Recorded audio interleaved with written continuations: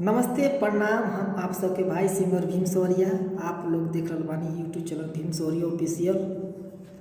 और जितना ही भाई लोग देख रहे बानी यूट्यूब चैनल, अब वीडियो अच्छा लगे तो लाइक करी, कमेंट करी, सब्सक्राइब करी। भोजपुरी में इसमें बहुत बवाल भइल बा और बवाल पर एक बहुत दोगला सिंगर बा, ओकरा खातिर गाना भाई आप लोग को अच्छा लगे तो लाइक जरूर करी और सब्सक्राइब चैनल जरूर करी। गाना कैसी है भैया? टुन यादो सरवा जहिया भेटाई जइबे सामने, टुन यादो सरवा जहिया भेटाई जइबे सामने।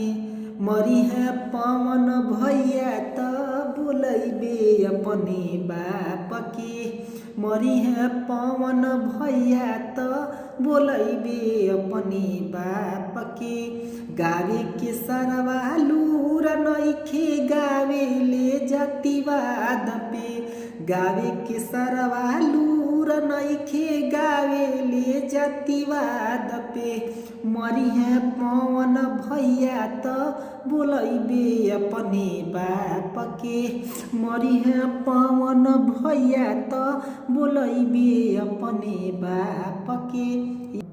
पवन भैया खिलाफ ई तोरा खती गाना बा, सुधर जो बेटा, अभी चांस बा।